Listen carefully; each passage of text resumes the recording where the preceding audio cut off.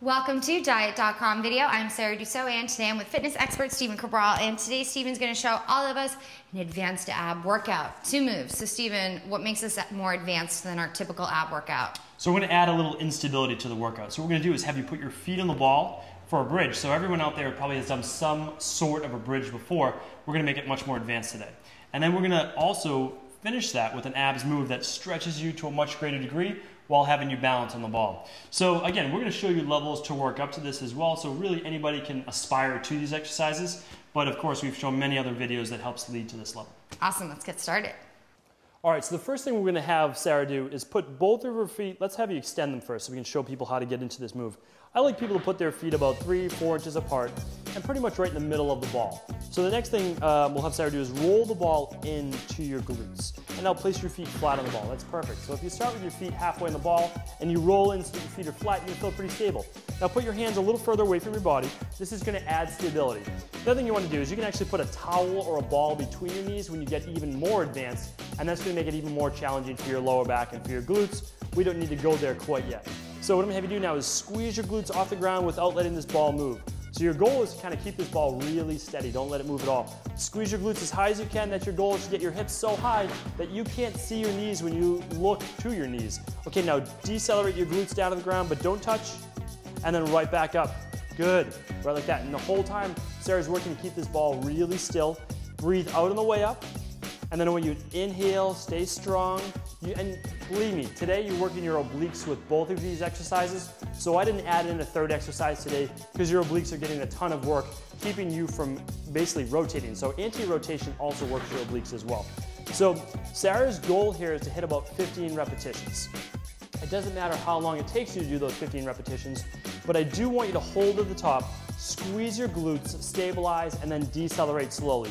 Each rep should take about 4 seconds. So about 1 second up, and then 3 seconds down.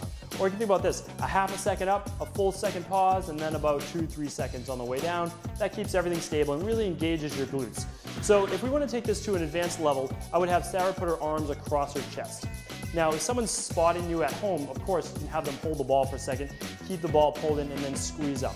Now, when you don't have your hands on the floor, you can't stabilize side to side. All you have left to stabilize with are the posterior chain muscles, which are the ones working right now, the ones you can't see in the mirror, and your head and shoulders. Those are the only things really on the mat besides your feet. So Sarah's going to pull the ball in, squeeze up, and then decelerate down. Let's keep it right there. So that's the level that you can eventually take this to. And of course, as I mentioned, is one other thing, and you can put a small ball, about 6-inch ball between your knees, or a wrapped up towel. Okay, that's your lower back and glutes exercise. Now let's get into the abs exercise, which is definitely, it's definitely advanced. So I'm going to move this mat out of the way. Now, you can do this with a partner like we're going to do it here today. I'm going to have Sarah actually sit right up on the ball. And I'm going to hold Sarah's feet. But let's say you're at the gym. You can hook your feet under something immovable and make sure it is heavy enough that it is immovable, because we're going to be stretching pretty far back. I do like to do it as a partner exercise because it's always fun working out with someone else. What I do is I kneel on Sarah's feet like we would do a traditional sit-up, and then she pushes her knees away from me to get into the exercise. So she's sitting right in the middle of the ball. I kneel down on her feet, and then she's going to push her knees away from me, just like that. And then abs tight, hands on the temples. I make sure I hold her ankles as well. So always hold your partner's ankles. And then she stretches back, and she crunches right up. Good, abs tight. And when she comes up, she actually flexes her abs like she's doing a crunch. That's important. Now, a lot of people say you don't want to round your back, you don't want to create too much spinal flexion, which is true. In this position here, though, we're engaging the entire TVA, rectus abdominis, using the obliques, and we're doing it in a safe and controlled fashion. Plus, we're also supersetting it with a lower back exercise that helps strengthen the lower back. And if you see right now, Sarah's getting a huge stretch, which is more advanced. At first, you might only be able to go to there and then come back up. Eventually, you'll be able to breathe in, stretch back, and then crunch all the way back up. One of the other reasons I like to throw in these every once in a while is because you see her hip flexors right here? She's actually getting a huge stretch through her hip flexors and working those muscles. Now your hip flexors are also part of your core. Good, right back up. Let's just do a couple more. So breathing in, right back up, exhale. Good, and then you're making sure you come down straight and back up straight.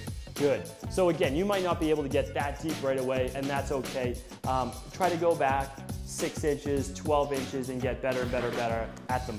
I like to do a max of around 20 to 30 total repetitions of this exercise, really no more than that. And as you stretch back all the way, if you can get to 20, 30 reps, your abs are very strong. So congratulations if you get there. Thank you, Steven, so much for showing me those moves. I definitely felt them, and I'm always up for a new challenge, especially when it comes to my abs. So thank you, and hopefully you guys at home enjoyed these exercises. Don't forget to check out our other videos featuring Steven, and we'll see you soon.